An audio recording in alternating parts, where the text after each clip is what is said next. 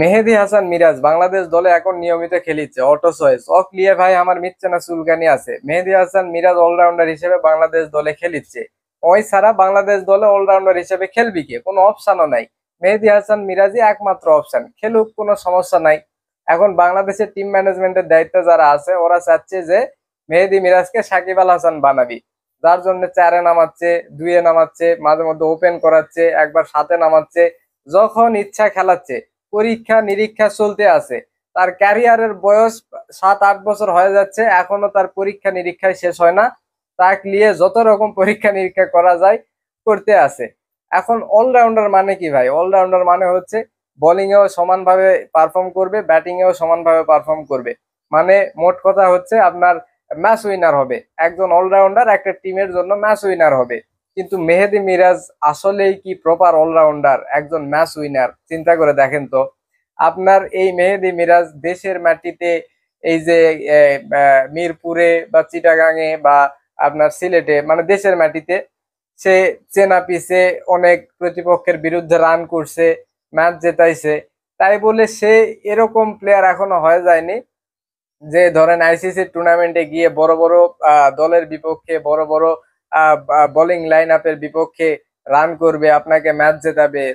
তারপর সে যে 10 over bowling করবে সেখানে আপনাকে 3-4টা উইকেট নিয়ে এসে দিবে, এরকম কিন্তু না। এই যে মেহেদী হাসান মিরাজ কি টাইপের অলরাউন্ডার, এই যে লেট 90s-এর দশকে যেই শ্রীলঙ্কার অলরাউন্ডার ছিল আপনার উপুল চন্দনা, তারপরে আপনার এই যে কুমার ধর্মসেনা, এরকম অলরাউন্ডার। ওই যে 20-30 রান এসে করবে ব্যাটিং এ, বোলিং এ আপনাকে 7-8 ওভার সাপোর্ট দিবে, এই টাইপের এই টাইপের অলরাউন্ডার।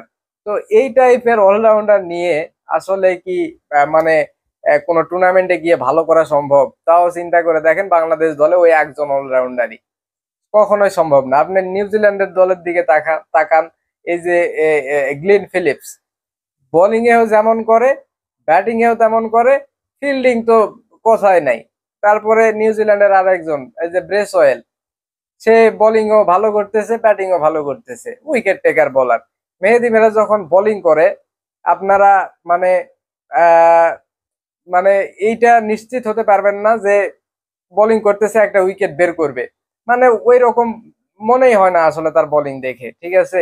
কিন্তু আপনার অন্যান্য দেশের অলরাউন্ডারদের দিকে তাকান, দেখেন মানে একটা বাড়তি আত্মবিশ্বাস পাওয়া যায় যখন বোলিং এ আসে। হার্দিক পান্ডিয়ার কথা চিন্তা করেন, যখন সে নতুন বলে বোলিং করে মনে হয় যে একটা উইকেট পাবে, সেরকম বোলার। তারপরে আপনার এই যে গ্লিন ফিলিপসে ধরেন, যে কোনো পিচে বোলিং করতে আসলে মনে হয় হুট করে একটা উইকেট বের করবে। মেহেদী মিরাজকে ওই রকম মনে হয় না ভাই। ওই ফ্লাইটের উপর বোলিং করে, আর কোনো ভেরিয়েশন নাই। এই আসলে হয় না। তো বাংলাদেশের টিম ম্যানেজমেন্টের আসলে ভাবা উচিত, তাকে যে এই যে 4 নম্বরে খেলাচ্ছে, তো 4 নম্বরে খেলে অন্যান্য দেশের কে খেলে দেখবেন, একদম যারা সেরা ব্যাটার, যাদের যাদের টেকনিক খুবই ভালো ব্যাটিং এর দিক থেকে, তারাই খেলে।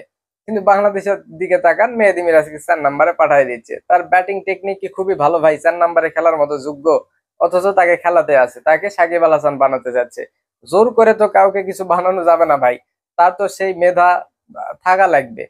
তো আসলে বিসিবি কে এই জিনিসগুলো ভাবা উচিত। হয় অলরাউন্ডার দের দিকে নজর দিবে, নতুন অলরাউন্ডার কিভাবে বের হয়ে আসবে সেই দিকে চিন্তা করবে, নইলে এরকম পরীক্ষা নিরীক্ষা করার কোনো দরকার নেই।